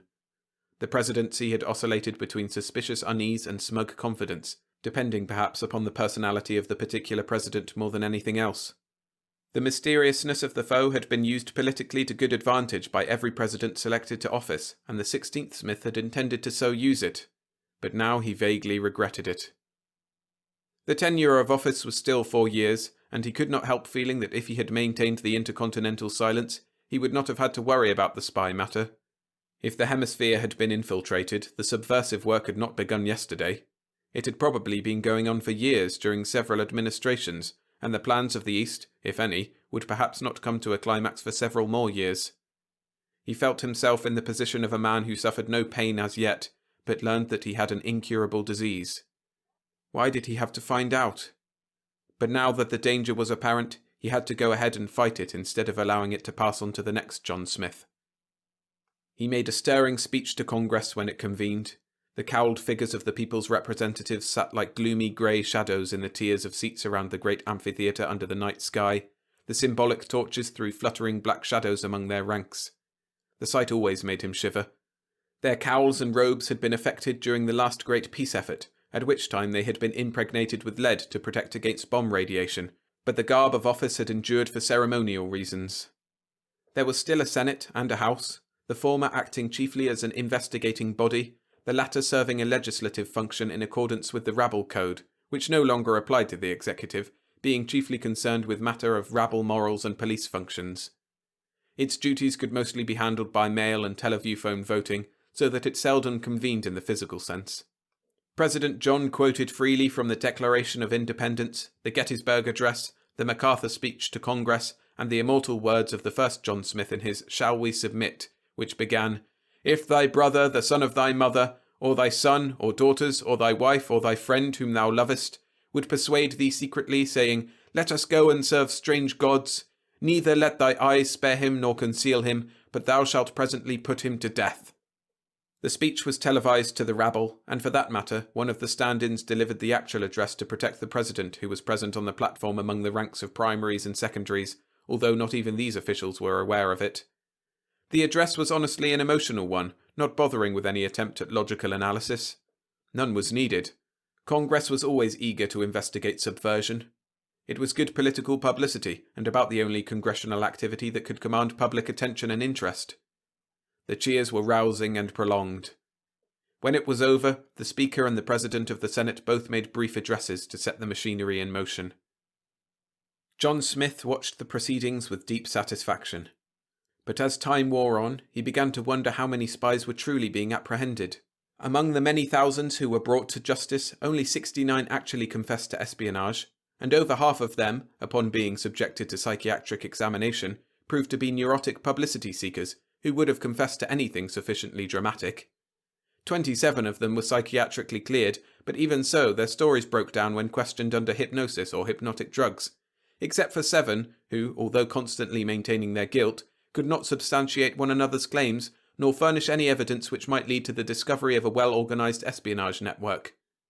John Smith was baffled. He was particularly baffled by the disappearance of 17 men in key positions, who, upon being mentioned as possible candidates for the probe, immediately vanished into thin air, leaving no trace. It seemed to Smith, upon reading the individual reports, that many of them would have been absolved before their cases got beyond the deputy level, so flimsy were the accusations made against them. But they had not waited to find out. 2 were obviously guilty of something. 1 had murdered a deputy who came to question him, then fled in a private plane last seen heading out to sea. He had apparently run out of fuel over the ocean and crashed. The second man, an ordnance officer at the proving ground, had spectacularly committed suicide by exploding an atomic artillery shell, vaporizing himself and certain key comrades including his superior officer. Here, the President felt, was something really ominous. The disappearances and the suicides spelled careful discipline and planning. Their records had been impeccable. The accusations seemed absurd. If they were agents, they had done nothing but sit in their positions and wait for an appointed time. The possibilities were frightening, but evidence was inconclusive and led nowhere. Nevertheless, the house cleaning continued. On 4th day of Traffic Safety Week, which was also Eat More Corn Popsies Week, John Smith the 16th conferred with Ivan Ivanovich the 9th again at the appointed time. Contrary to all traditions, he again ordered the stand-ins, temporarily 8 in number since number 6 had died mysteriously in the bathtub, to leave the study so that he might unmask. Promptly at 16 o'clock the Asian's face, or rather his ceremonial mask, came on the screen. But seeing the Westerner's square-cut visage smiling at him sourly, he promptly removed the covering to reveal his oriental face. The exchange of greetings was curt. "I see by recent events," said Ivan, "that you are nervous on your throne. For the sake of your own people, let me warn you that we have no designs on your autonomy unless you become aggressive towards us. The real difficulty, as revealed by your purge, is that you feel insecure, and insecurity makes you unpredictable. I do not, of course, expect you to be trustworthy, but insecurity sometimes breeds impulsiveness. If you are to strike out blindly, perhaps the talks had best be broken off." Smith the 16th reddened angrily, but held his temper. The man's presumption was intolerable. Further, he knew about the probe, knowledge which could only come from espionage. "I have become aware," the President said firmly, "that you have managed to establish a spy system on this continent. If you wish better relations, you will have the activities stop at once." "I don't know what you're talking about," said the People's Friend with a bland smile. "I might point out, however, that at least 40 of your spies are either killed while trying to cross the wall, or are apprehended after they manage to enter my regime." "The accusation is too ridiculous to deny," Smith lied. "We have no desire to pry into your activities. We wish only to maintain the status quo." The exchange continued, charges and countercharges and denials. Neither side expected truth or honesty, and the game was as old as civilization. Neither expected to be believed, although the press of both nations would heatedly condemn the other's lack of good faith. The ethical side of the affair was for the rabble to consider, for only the rabble cared about such things. The real task was to ferret out the enemy's attitudes and intentions without revealing one's own. Smith felt that he had won a little and lost a little too. He had found many hints of subversive activity, but had betrayed his own lack of certainty by reacting so swiftly to it. Ivan the Ninth, on the other hand, seemed too much at ease, too secure, and even impertinent. "At our last meeting," said the Asian, "I suggested a meeting between ourselves. Have you given thought to the matter?" "I have given it thought," said the President, "and will agree to the proposal provided you come to this country. The meeting will be held at my capital." Which you change at random intervals, I notice, purred Ivan with a bland smile. For security reasons? You could only know that by espionage, Smith snapped. Your proposal, of course, is outrageous. The only sensible place for the meeting is in Singapore. That is out of the question. I must insist on the capital of my government as the only acceptable meeting place.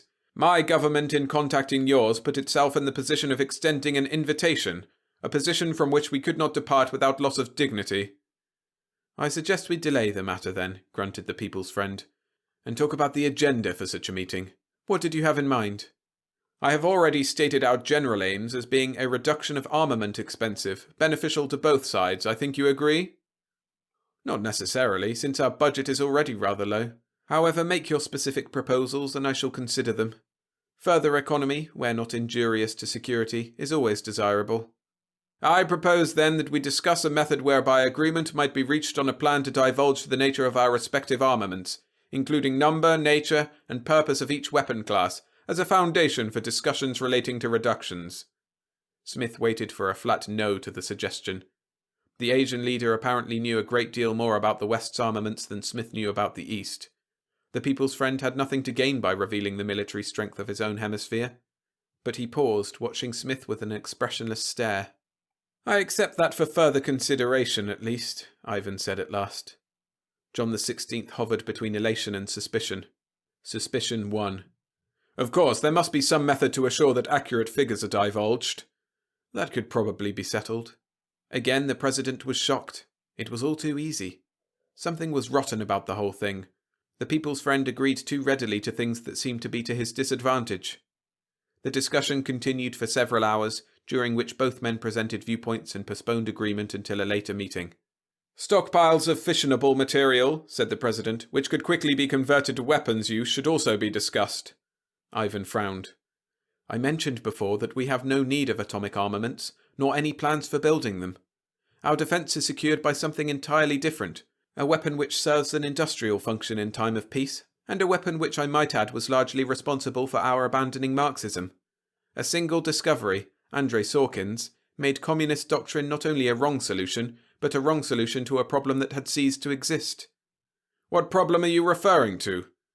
The use of human beings as automatic devices in a corporate machine.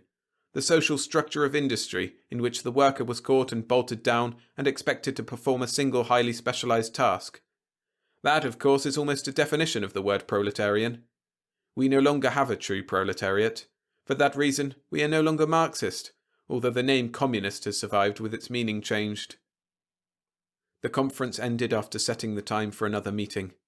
John Smith the 16th felt that he had been groping in the dark because of the information vacuum that kept him from even making a reasonable guess as to Ivan's real aims. He kept feeling vaguely that Ivan was just playing along, reacting according to the opportunity of the moment, not particularly caring what Smith did next. But leaders of states just did not proceed so carelessly, not unless they were fools, or unless they were supremely confident in the ultimate outcome. The intelligence service analysis of his latest conversation with Ivan gave him something to think about later, however. Andrei Sorkin had been a physicist who had done considerable work in crystal structure before the Big Silence had cut off knowledge of his activities from the West.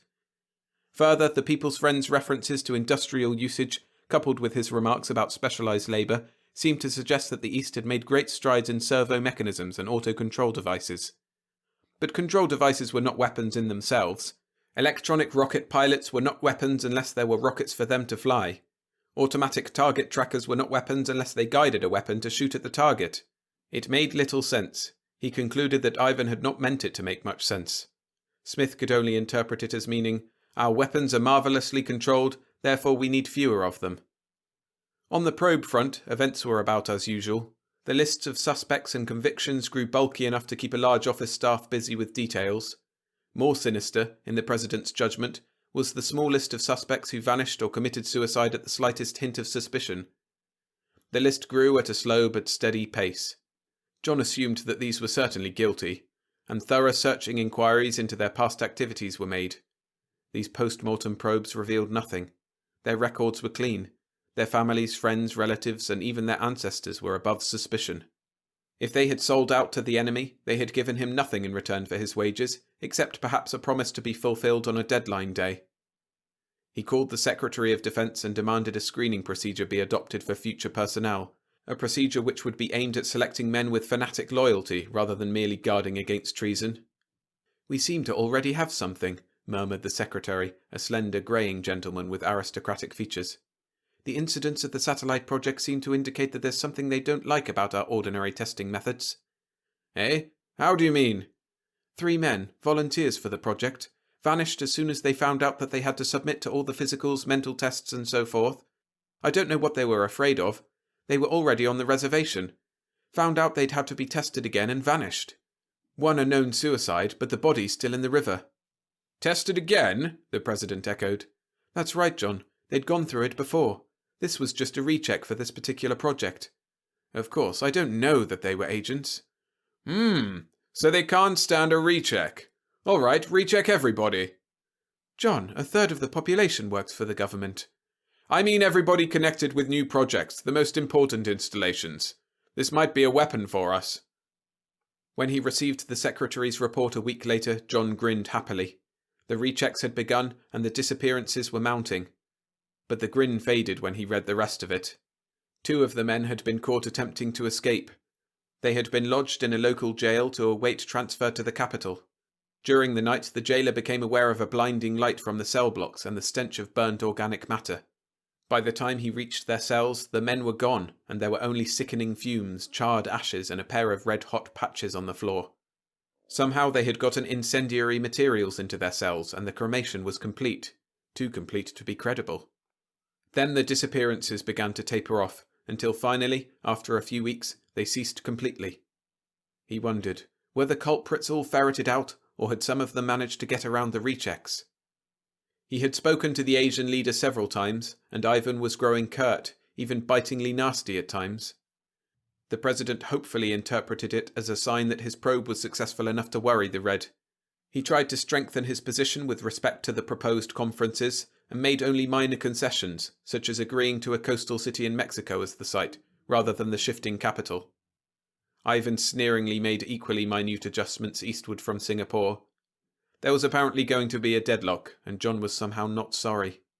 Then the cold-eyed face on the screen did an abrupt about-face and announced, "I propose that the delegates, including the leaders of both states, meet at a site of your selection in either of the neutral polar regions, not later than 7th day of Veto Week, which I think is your fried pie week, and come prepared to discuss and exchange information relating to size of armament inventories and future plans.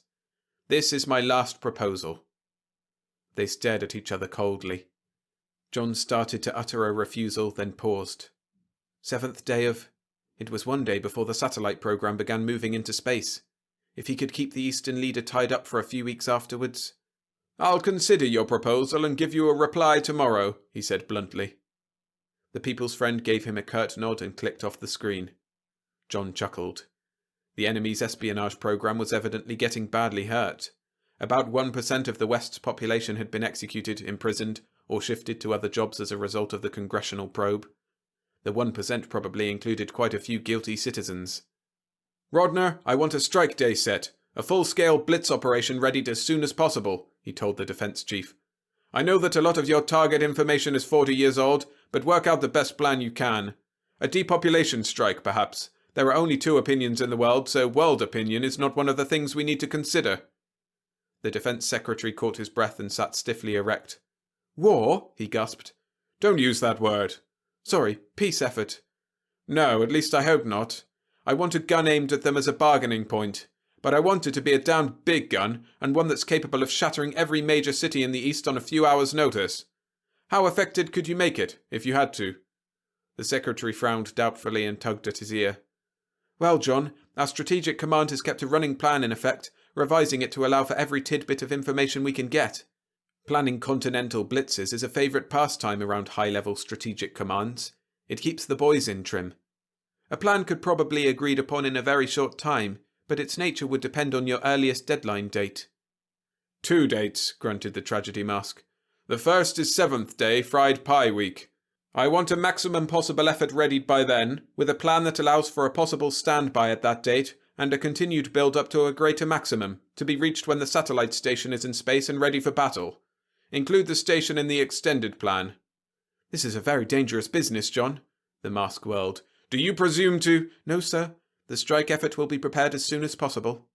He bowed slightly, then left the presidential study vault. Smith turned to gaze at his stand-ins.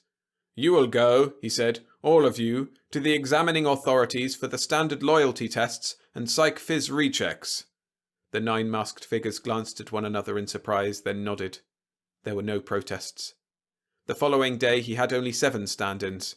4 and 8 had been trapped in a burning building on the outskirts of the rebel city, and their remains had not been found. Smith kept a tight cork on his rage, but it seethed inside him and threatened to burn through as the time approached to speak with Ivan Ivanovich IX. The enemy's infiltration into the very ranks of the presidency robbed him even of dignity. Furthermore, now that the 2 scoundrels were uncovered and dead, he remembered a very unpleasant but significant fact. He had, even before his election by the rabble, discussed the Teleview phone conferences with the primaries. The idea of contacting Ivan had started, as most ideas start, from some small seed or other that could scarcely be remembered, some offhand reference to the costly aspects of the Big Silence perhaps, and it had grown into the plan for contact. But how had the idea first come to him? Had one of the guilty stand-ins perhaps planted the seed in his mind? After he proposed it, they had seemed demurring at first, but not too long. Grimly he realized that the idea might have originated on the far side of the Pacific. "Who, pray, is the potter, and who the pot?" he grunted, glowering at the nearest stand-in. "I beg your pardon," answered the man who could not see the glower for the mask. "Khayyam, you fool!" "Oh, 16 o'clock, jeeped the timepiece on the wall. 5th day anti-rabies week, practice eugenics week. Happy 2073. Beep." Ivan came on the screen, but John did not bother to remove his mask. He sat down quickly and began speaking before any greeting could be exchanged. "I have decided to accept your last proposal. I specify the meeting place as the deserted weather station at the old settlement of Tharviana in the Bird Ellsworth sector of Antarctica. Date to be 7th day of Fried Pie Week. Advance cadres of personnel from both sides should meet at the site 2 weeks earlier to make repairs and preparations. Do you agree?" Ivan nodded impatiently, his dark eyes watching the president closely. Smith went on to suggest limits for the size of both cadres, their equipment, and the kind of transportation. Ivan made only one suggestion, that the details, such as permissible arms and standards of conduct, be left to the cadre commanders to settle between themselves before the leaders' parties arrived.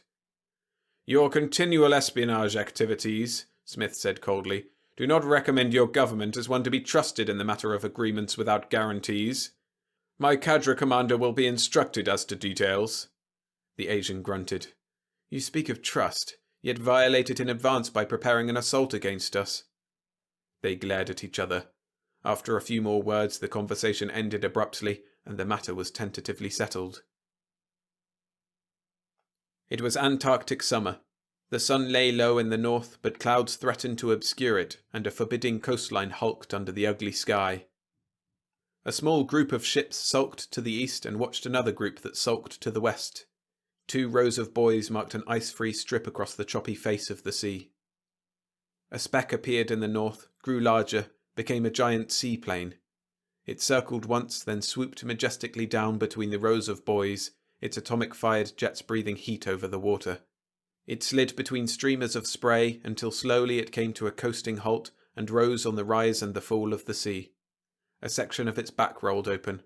It pushed a helicopter up into view. The helicopter unfolded its rotors, spun them, then climbed lazily aloft like a beetle that had ridden the eagle. It soared and travelled inland. The seaplane taxied west to join one group of ships. The helicopter landed near a long, windowless concrete building which lay in the shadow of an old control tower's skeleton. The tower was twisted awry, and the concrete was pockmarked by shrapnel or bullets dating back to one of the peace efforts. The president, 2 stand-ins, and the pilot climbed from the helicopter. A small detachment of troops presented arms. The cadre commander, a major general, approached the delegation formally, gave it a salute, and took the president's hand. "The People's Friend is already in the conference hall, sir, with several of his aides. Do you wish to enter now, or where are their troops?"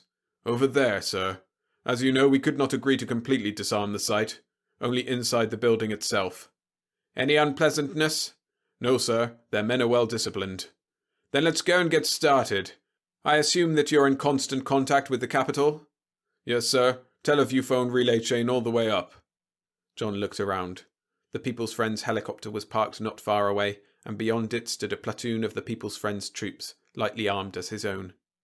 An Asian and a Western guard flanked the entrance to the building, but their only weapons were police clubs. The party entered slowly and stood for a moment just inside the heavy door that swung closed behind them. John Smith removed his mask. "Greetings, human." The dull voice called it from the far end of the gloomy hall where Ivan Ivanovich IX sat facing him, flanked by a pair of aides at a long plain table. John Smith XVI advanced with dignity toward him. Curt bows were exchanged, but no handshakes. The Western delegation took their seats. John nudged the stand-in on his right, who immediately opened a portfolio to extract a sheaf of papers. "Would you care to exchange prepared statements to begin with?" Smith asked coolly. "We have no—" The People's Friend stopped, smirked coldly at his deputies but continued to frown. He peered thoughtfully at his huge knuckles for a moment, then nodded slowly. "A statement? Yes." John slid a section of the sheaf of papers to the People's Friend. The Red Leader ignored them, spoke to a deputy curtly. "Give me a sheet of paper." The deputy fumbled in a thin briefcase, shook his head and muttered. Finally he found a dog-eared sheet with only a few lines typed across the top. He glanced questioningly at his leader. Ivan snatched it with a low grunt, tore off the good half, produced a stubby, gnawed pencil, and wrote slowly as if his hands were cramped with arthritis. John could see the big block letters, but not the words. "My prepared statement," said the People's Friend. With that, he pushed the scrap of paper across the table. John stared and felt the blood leaving his face. The prepared statement said, "I veto you." "Is this a joke?" he growled, keeping his voice calm. "You cannot mean that you reject proposals before they are made. I fail to see the humour in—" "There is no humour." John pushed back his chair, glanced at his men. "Gentlemen, it would appear that we have come to the bottom of the world for nothing. I think we had better retire to discuss—" "Sit down," the Asian growled. "Why?" The President stopped. One of the Red deputies had produced a gun. He sat and stared coldly at the Eastern leader. "Have your man dispose of that weapon. This is a conference table." The People's Friend grunted an order to the other deputy instead. "Search them."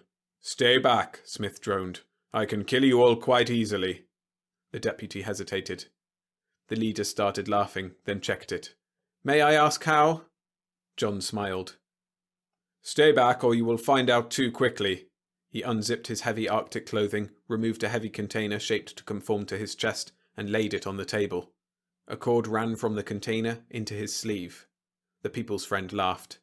"High explosives? You would not set them off. However, Jacob, let them keep their weapons. This will be over shortly." They glared at each other for a moment. "There is no conference?" "There is no conference." "Then why this farce?" The Eastern leader wore a tight smile. He glanced at his watch, began counting backwards. 7, 6, 5, 4. When he reached 0, there was a long pause, then a sharp whistle from outside. "Your men are now disarmed," said the Asian. "Your cadre commander is ours." "Impossible! The recheck!" "He joined us since the recheck." "Further, 3 of your telephone stations in the relay chain are ours, and are relaying recorded broadcasts prepared especially for the purpose." "I don't believe it!" The Asian shrugged. "In addition, your entire defense system will be in our hands within 6 days, while your nation imagines that we are here conferring on disarmament." "Ridiculous," the President sputtered. "No system of infiltration or subversion could—" "Your people were not subverted, Smith. They were merely replaced by ours. Your 2 stand-ins, for instance, the ones that died in the fire. They were not the original men." "You could not possibly find exact doubles." Something about the Asian's smile made his voice taper off. He picked up the container of explosives and prepared to rise. "I am going to walk out, and you are going with me. We will return in a helicopter to my plane. Let me explain this mechanism. I have no control over the detonator, for it is not a suicide device. The detonator can be triggered only by either of 2 events." "Which are?" The People's Friend was smiling. "The relay would be closed by a sudden drop in my arterial pressure, or by an attempt to remove it without knowing how. I am going out and you are going with me." "Why?" "Because I am about to reach in my pocket and produce a gun. Your deputy cannot shoot without blasting a 50-foot crater where this building now rests. Gingerly, while he watched the wavering deputy, he made good the promise. He kept the snub-nosed automatic aimed at the Easterner's belly. But the people's friend continued to smile. "May I say something before we go?" There was a sour mockery about it that made Smith pause. He nodded slowly. "I hoped to keep you here alive, so that we would not have to destroy the whole mission, including the ships. Of course, when the building is blown up, your little fleet will see and hear and try to respond, and we shall have to destroy it before word can be gotten to your capital. Our plans included that possibility, but it is unfortunate. Our aircraft will... You do not seem to realize the nature of our weapons yet. And there is no harm in telling you now, I suppose. Well, we have a microscopic crystalline relay, so small that millions of them can be packed into a few cubic inches. The crystals are minute tetrahedrons, with each pointed corner an electrical contact. And there is a method for arranging them in circuits without individual attention to each connection. It involves certain techniques in electroplating and the growing of crystals." Smith glanced questioningly at one of his stand-ins, a weapons expert. The man shook his head. "I can see," he muttered, "how it might replace a lot of bulky circuit elements in some electronics work, particularly computers and servo mechanisms, but—" "Indeed," said Ivan, "we have built many so-called thinking machines no larger than a human brain." "For self-piloting weapons, I suppose?" asked the stand-in. "For self-piloting weapons." "I fail to see how this could do what you seem to think," the people's friend snorted. "Jacob," he nodded to the deputy, who immediately fumbled in his pocket, found a penknife, opened it, and handed it to Ivan. He laid his finger on the table. He cut it off at the second joint with the penknife. There was no blood. Flesh of soft plastic. Tendons of nylon. Bones of bakelite. "Our leader," the robot said, "is still in Singapore." The president looked at the robot, and a great weariness swept over him. Suddenly it all seemed futile, a senseless game played by madmen, dancing over countless graves, playing tag among the tombstones. Check and checkmate. But always there was a way out, never a final move. Life eternal, and with life the eternal plotting and scheming. And never a final victor. Almost regretfully, the president turned his mind back to the affair at hand.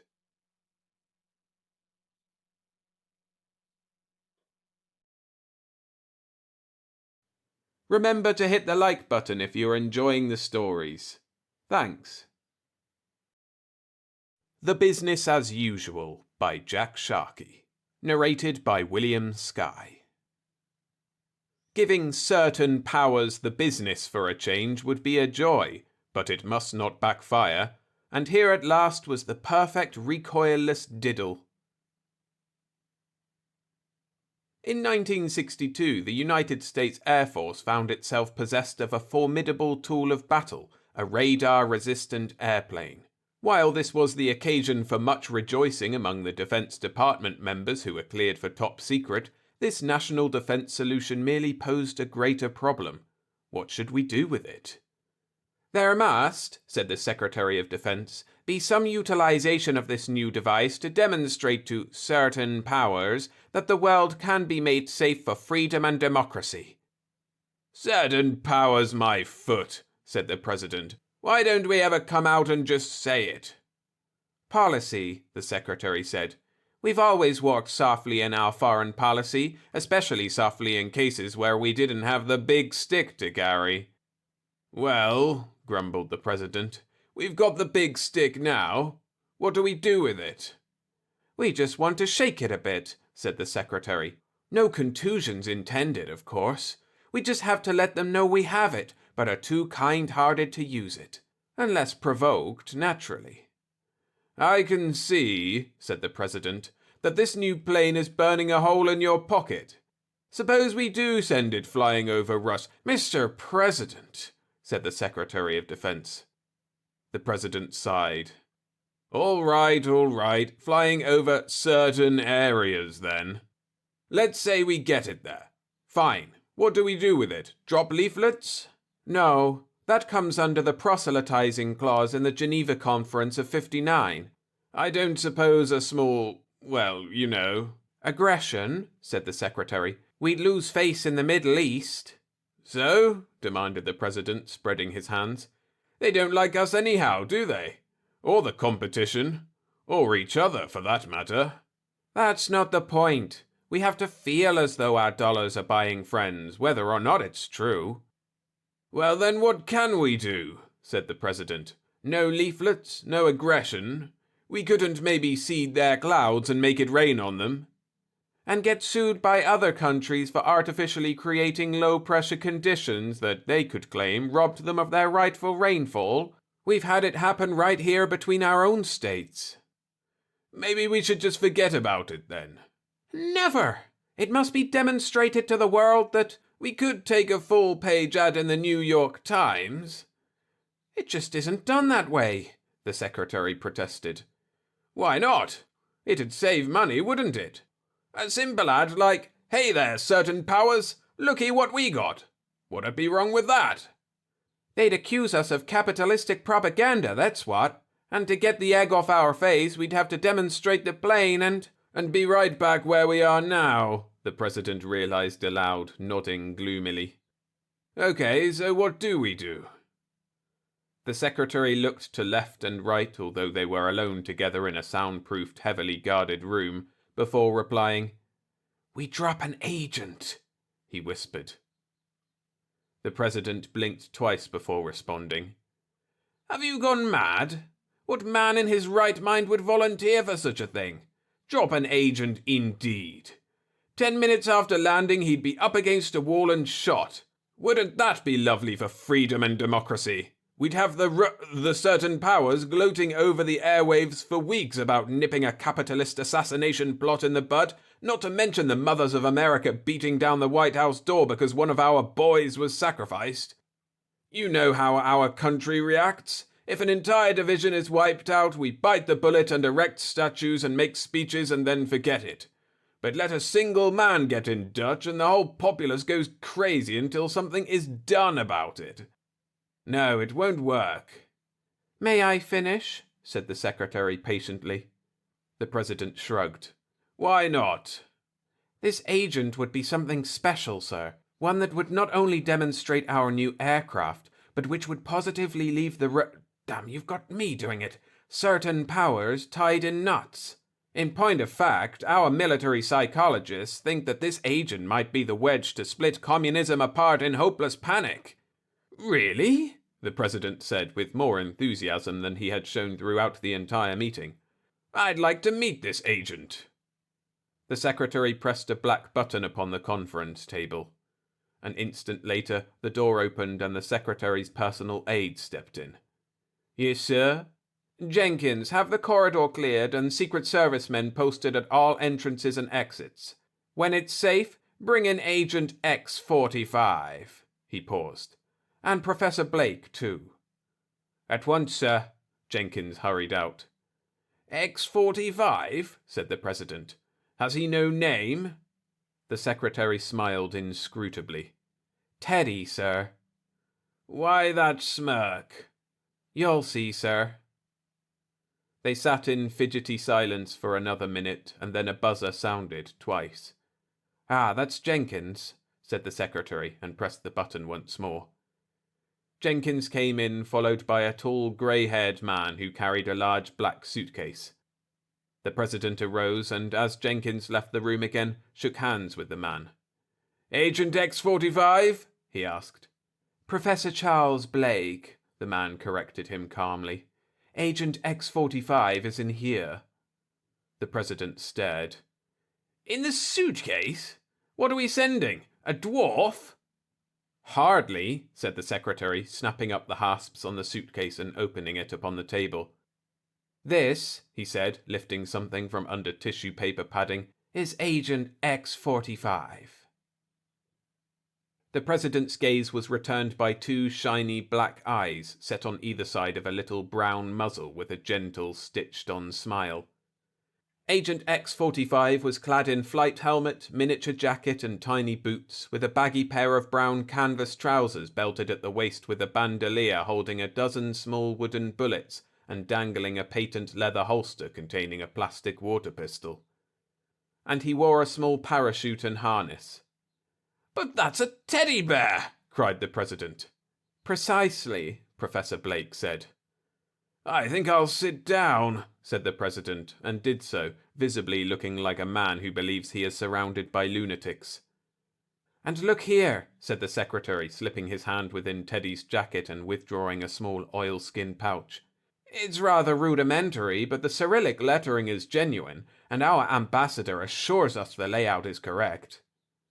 The President took the pouch, unfolded it, and drew out a small sheet of paper covered with the inscrutable letterings and numerous rectangles and curving red lines. "I give up," he said. "What is it?" "A map of the Kremlin," said the Secretary, his eyes dancing.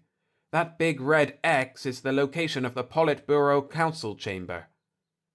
"Perhaps," the President said weakly, "you could explain?" "Mr. President," said Professor Blake, "I am the new Chief of Propaganda for the government." The President nodded, poured himself a glass of water from a pitcher and drained it. "Yes, yes," he said. "Naturally, I have spent my career studying the psychology of a certain power," the President groaned. "Please, gentlemen, let's name names. It need never go outside this room. My lips are sealed." The Professor and the Secretary exchanged a look, a raising of eyebrows, then a shrug of surrender. "Very well," said Blake. "Russia—" "There," said the President. "That's more like it." Blake cleared his throat and went on. "We know the weak spot in the Russian armor is the mentality of the average communist official," he explained, while the Secretary, who had heard this all before, fiddled with the straps of Teddy's parachute and hummed softly to himself. "They have a distrust complex. Everything and everybody is under 24-hour-a-day suspicion." "Yes, so I hear," said the President. "What do you suppose would happen to an agent that was caught by the Russians?" asked Blake. "I'd rather not even think about that." "Not the sadistic details, sir. I mean the general train of events from the time of capture onward." The President pondered this. "After his capture," he said thoughtfully, "he would be questioned. Through various methods, hopelessly at variance with the regulations of the Geneva Convention, they would discover his mission, and then he would be shot, I guess, or imprisoned." Blake nodded grimly. "And what if an agent landed there that could not divulge his mission?" The Secretary stopped fiddling with the harness and watched the President's face. On the worn features he first read puzzlement, then incredulity, and then a flash of sheer amazement. "Good heavens!" said the President. They'd have to admit a defeat, I suppose." "But can they?" Blake leaned forward and slammed his fist upon the tabletop. "Can the communist mentality ever admit that it's been bested?" I guess not. At least they never do," said the President. "But this," he wagged a forefinger at the stuffed thing on the table, "this certainly won't upset them. I mean, after all." He looked from one to the other for agreement and found none. "But, gentlemen, it's nothing but a stuffed bear." "It won't upset them?" queried Blake slowly. "Are you sure?" "Of course I'm sure. They'll find the bear wherever it lands, and they'll know it's a gag and just laugh at us." "How will they know?" Blake persisted. "Well, they'll be pretty well certain," the President said scathingly. "I mean, a stuffed toy." "Would they give up on something of which they were pretty well certain?" "They'd have to. Teddy here certainly couldn't tell them anything. They'd say it was a joke and forget it." His voice barely sounded the last few words. He no longer believed them. A smile flickered upon his face. "Gentlemen, you don't think they'd—" "The Russians," said Blake without emotion, "would go off their rockers, sir. To be unable to explain a thing like this would devastate their morale. The communist is a man who must hold all the aces. He'll shuffle and reshuffle until he gets them, too. Well, we're giving him a cold deck, sir. There are no aces for him to find." Said the President. "As long as there's any doubt in their minds, they'll have to keep plugging at it, won't they? And since there's no solution—" His smile grew calculating. Yes, I begin to see. It's a small thing to be sure, but I find I must leap at the opportunity to stick a few ants in their pants for a change." "It won't wipe them out," began the secretary. "But it'll wear them down a little," Blake finished. "Done," said the president. "How soon can we get Operation Frustration underway?" "The plane is ready to leave right now," said the secretary with a small blush. I rather thought you'd see this thing our way." The president frowned at this, then shrugged. "Good enough. Let's get this bear into the air." "You sure this plane will work?" asked the president, averting his face from the spray of leaves caught up in the shrieking jet stream of the waiting plane. "It's too simple not to," said Blake, clutching the suitcase, on whose side a large red top secret had been stenciled, to his chest and shouting over the scream of the plane. "The radar-resistant device is nothing more than a radio receiver that blankets the structure, making the entire plane a receiver. If it receives the radar impulses, they can't bounce back and make a blip on the enemy radar screens." The president sighed. "You make it sound almost too easy." "Very well." He shook the man's hand. "Good luck." "Thank you, sir," said Blake, patting the suitcase. "I'll take good care of Teddy." The president nodded and moved away. Blake boarded the jet, and minutes later the president was watching a last fading streamer of the twin exhausts dwindling upon the eastern horizon. "I shan't sleep till he's back," said the secretary. "Nor I," said the president. "I have the weirdest damned apprehension." "About what, sir?" asked the secretary as they made their way from the field. "About the president looked around, then lowered his voice to a whisper. "The Russians. There's something in their makeup we may have overlooked." "Impossible, sir," said the Secretary of Defense. "Blake is our top psychologist." "I hope you're right. If this fails, I'd hate for it to be traced to us." "It can't be. The jacket was made in Japan, the boots in Mexico, the parachute in—" I know," said the president. "But if they should trace it to us, we'll be a laughing stock." "They won't," the secretary assured him. 2 days later, Blake was back, his manner jovial when he met in secret session once more with the two executives. "Couldn't have gone more perfectly, gentlemen," he said, rubbing his hands together and bouncing on his toes. "We passed directly over Moscow at a height of 10 miles on the stroke of midnight. The night was overcast and starless. Teddy was dropped through the bomb bay. I saw his parachute open myself. He's down there now, and we're sure to see signs any day now of the little cracks in the Iron Curtain." "You had no trouble with the enemy?" the president asked, though the answer, since Blake was back alive, was obvious. "None," Blake said. "The radar shield performed exactly as specified, sir. Not a blink of a searchlight, nor a single ground-to-air rocket did we see. Perhaps on hearing us pass by they sent up an investigating plane or two, but we were long gone by then. That's the advantage of moving faster than the sound you make," he added pontifically. "I still feel we've overlooked something," said the president. "In the back of my mind, a small voice keeps trying to remind me of something about the Russians. Something that should have made me veto this whole scheme at the start." Blake looked puzzled. "What about them, sir? If it's in regard to their psychology, I can assure you—" "I don't mean their psychology at all," said the president. "No, wait, yes I do, in a minor way. They must pursue this thing, no matter what, but—" A light glimmered, then burned brightly in the president's eyes, and he stood up and smacked his fist into his open palm. "Of course," he said. "Their methods." "Methods?" asked Blake a little nervously. The president's reply was interrupted by a knock at the door. The three men exchanged a look, then the secretary jabbed the button and Jenkins came in. "This just came for you, sir," he said, handing the secretary a small envelope and making his exit silently. The president waited impatiently as the envelope was torn open and its contents read. Then the secretary's hands opened limply and the message fell upon the table. "Diplomatic note, Russian. Teddy, he whispered. What? Yelped the president. He snatched the paper from the table and read it, then sank into his chair once more, his face grim and eyes suspiciously moist. The dirty, low-down, rotten... Blake, hovering at tableside, hesitated a moment, then asked, What about Teddy?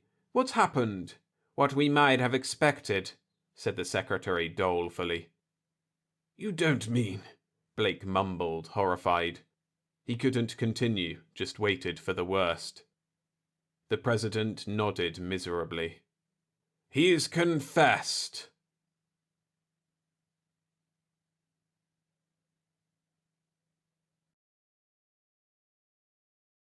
Thanks for listening. Hit the like button to support the channel and subscribe for more every Monday and Friday. On top of the twice-weekly release schedule on YouTube, you can get exclusive novelettes, 6-month early access to novels I narrate like Death World by Harry Harrison, and ad-free audio and video versions of all stories. You can get all this by supporting me on Patreon, all the while knowing you're helping me continue to share these fantastic tales. Head to patreon.com/storiesfromthesky_SFF, link in the description. Or if you're staying on YouTube, why not check out another compilation of mine, like one with 4 dystopian sci-fi stories? A link to that is on screen now.